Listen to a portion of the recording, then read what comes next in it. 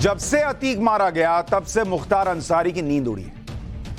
आज तो वो और बेचैन होगा क्योंकि कल गैंगस्टर एक्ट के एक मामले में माफिया मुख्तार अंसारी और उसके सांसद भाई अफजाल अंसारी के खिलाफ फैसला आने वाला है। इसके लिए बांदा जेल में बंद मुख्तार अंसारी को गाजीपुर कोर्ट में पेश होना था, लेकिन मुख्तार अंसारी ने कोर्ट से गुहार लगाई कि भाई वीडियो कॉन्फ्रेंसिंग के जरिए ही पेशी की छूट दे दीजिए। वो जाना ही नहीं चाह रहा बाहर, इतना डर गया है। मुख्तार को डर है कि पेशी के लिए कोर्ट जाने पर कहीं उसका भी अतीक जैसा अंजाम ना हो जाए। सुनिए मुख्तार के वकील क्या बता रहे हैं। उनकी जान को खतरा जो है बना हुआ है।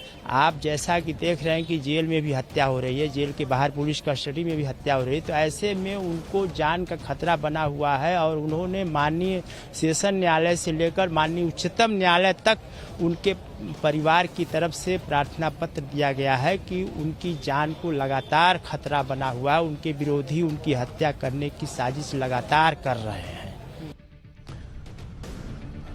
यानी बार बार जान का खतरा है, जान का खतरा, ये डर जो है उसके अंदर बैठ गया, ये बताया जा रहा है। मुख्तार को वीडियो कॉन्फ्रेंसिंग से पेशी की इजाजत तो मिल गई, लेकिन उसे जिस बात का डर है वो डर बना रहेगा क्योंकि अतीक के साथ ही यूपी में माफिया को मिट्टी में मिलाने की शुरुआत हो चुकी है। मुख्तार का बेटा, मुख्तार की बहू जेल में, उसके भाई की सांसदी पर तलवार लटक रही है। पूरे परिवार की क्राइम कुंडली आगे बताऊंगा, लेकिन आपको उस केस के बारे में बताता हूं जिस पर कल फैसला आना है। मुख्तार अंसारी और उसके सांसद भाई अफजाल अंसारी पर 1996 में कोयला कारोबारी नंद किशोर रुंगटा के अपहरण और हत्या का आरोप लगा। 2005 में दोनों पर गाजीपुर के मोहम्मदाबाद से बीजेपी विधायक कृष्णानंद राय की हत्या का आरोप लगा। विधायक कृष्णानंद राय के काफिले पर मुख्तार ब्रदर्स के गुर्गों ने 400 गोलियां चलाई, जिनमें 22 गोलियां कृष्णानंद राय को लगी थी और उनकी मौके पर मौत हो गई थी। इन दोनों मामलों की जांच के बाद 2007 में मुख्तार और अफजाल अंसारी के खिलाफ गैंगस्टर एक्ट के तहत केस दर्ज हुआ।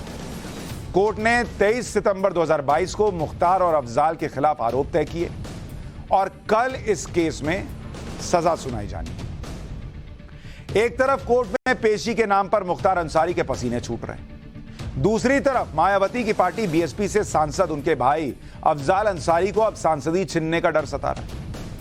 अफजाल अंसारी के इस डर की वजह है, दरअसल अगर गैंगस्टर एक्ट के तहत दर्ज केस में मुख्तार और उसका भाई अफजाल दोषी साबित हो जाते तो कम से कम 2 साल की सजा होगी और अधिकतम 10 साल की।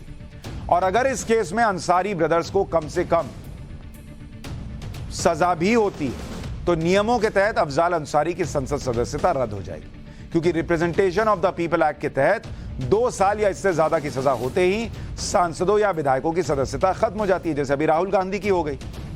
और इसमें तो मिनिमम ही सजा 2 साल की है, तो सजा होगी तो सदस्यता जाएगी। इसलिए गणतंत्र में यकीन रखने वाले, गणतंत्र नहीं गणतंत्र, माफिया मुख्तार का परिवार अब लोकतंत्र और संविधान की दुहाई दे रहा है। एक बार सुनिए मुख्तार अंसारी के भाई अफजाल अंसारी ने क्या कहा है। सब लोग फोन बताइए, बात कर रहे हैं इसमें आपका बजट थोड़ी का है। हम गाजीपुर की जनता से कहेंगे संयम बरते लोग। अगर फैसला आपके पक्ष में आता है तो जो संविधान और कानून मानता है वो संविधान और कानून के रास्ते से ही हर परिस्थितियों का सामना करता है। भारत में लोकतंत्र की व्यवस्था है। इसका अजीब बात आप राजनीति में कोई असर पड़ेगा आपको लगता है? फैसले के बाद अगर खिलाफ हम कौन होते हैं समीक्षा करने वाले? कहा जा रहा है कि यूपी में जो है माफियाओं के खिलाफ ताबड़तोड़ कार्रवाई हो रही है। घबराइए नहीं, पूरे देश की जनता इन लोगों को करने का मन बना चुकी है। इस सरकार की जिस तरह पिछले दिनों माफिया अतीक को एक मामले में सजा सुनाई, उसके बाद कृष्णानंद राय के परिवार का भी भरोसा मजबूत हो गया है।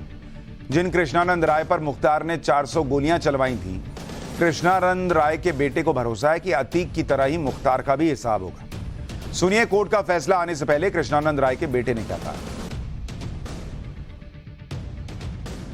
पूजनीय महाराज जी के नेतृत्व में जब से भारतीय जनता पार्टी की सरकार आई है, महाराज जी का जो अपराध के खिलाफ जीरो टॉलरेंस की नीति है, आज उसी का नतीजा है कि एक भयमुक्त समाज का स्थापना इस प्रदेश में हो पाया है।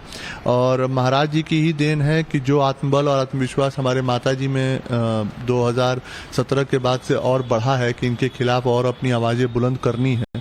तो आज उसी का एक निर्णायक मोड़ पे हम लोग खड़े हैं। हम लोगों के, हमारी और माताजी के संघर्ष को देखा जाए तो 18 साल हो गए, लेकिन व्यक्तिगत अगर मेरे पिताजी को भी संघर्षों को देखा जाए, क्योंकि उस समय जिन परिस्थितियों के खिलाफ उन्होंने आवाज उठाई, जिसका परिणाम उनकी राजनीतिक हत्या पे बदल गई, अगर वो पूरा मिला दिया जाए तो आज करीब करीब 28 से 29 साल हो गए।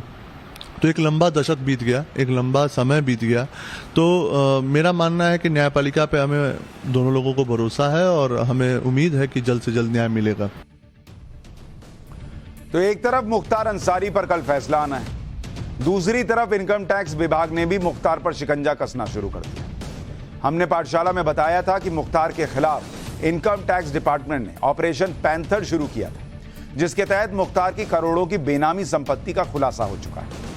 इसको लेकर इनकम टैक्स डिपार्टमेंट ने मुख्तार अंसारी को पहला नोटिस भेज दिया है, जिसके जरिए सबसे पहले गाजीपुर में 12 करोड़ की बेनामी प्रॉपर्टी का हिसाब मांगा गया। जांच में अब तक मुख्तार अंसारी की 127 करोड़ की 23 बेनामी प्रॉपर्टी का पता चल चुका है। मुख्तार अंसारी और उसके भाई अफजाल अंसारी ही नहीं, मुख्तार के पूरे परिवार पर योगी सरकार ने शिकंजा कसना शुरू कर दिया है। आपको अंसारी फैमिली की क्राइम कुंडली बताता हूं। मुख्तार अंसारी पर 1-2 नहीं 61 मुकदमे दर्ज हैं, 61। मुख्तार के सांसद भाई अफजाल अंसारी पर 7 केस है, जिनको अभी आप सुन रहे थे, गाड़ी में बैठ के कह रहे थे कि लोकतंत्र में भरोसा है, संविधान में भरोसा है। वो भाई साहब अफजल अंसारी पर 7 केस हैं। कासगंज जेल में बंद मुख्तार अंसारी के विधायक बेटे अब्बास अंसारी पर भी 7 केस दर्ज हैं। मुख्तार के दूसरे बेटे उमर अंसारी पर 5 मुकदमे हैं। मुख्तार की बीवी अफसा अंसारी के खिलाफ 2 केस दर्ज हैं, जो फिलहाल फरार है। पुलिस ने अफसा अंसारी की गिरफ्तारी पर 75,000 रुपए का इनाम घोषित किया हुआ है। यही नहीं, मुख्तार अंसारी के विधायक बेटे अब्बास अंसारी की बीवी निखत अंसारी भी फिलहाल चित्रकूट जेल में बंद है।